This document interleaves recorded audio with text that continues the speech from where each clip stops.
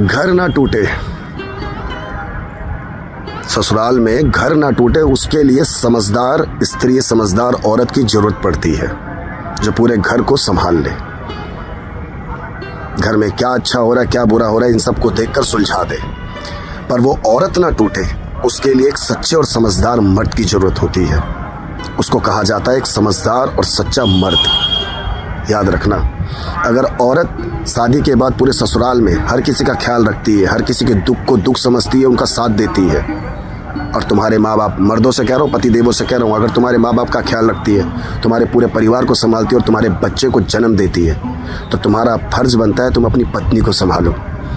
याद रखना, अगर कोई औरत, कोई लड़की शादी के बाद तुम्हारे परिवार को संभाल लेती है ना, उससे समझदार और उससे वफादार औरत इस दुनिया में कोई नहीं हो सकती।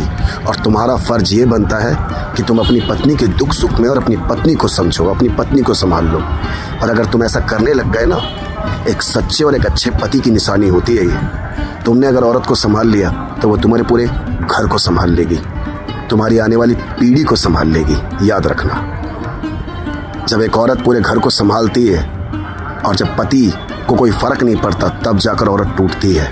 वो अंदर ही अंदर घुट रही होती है, क्योंकि औरत को अपने पति का प्यार मिल जाए ना, तो उससे बड़ी उसके लिए कोई दवाई नहीं है।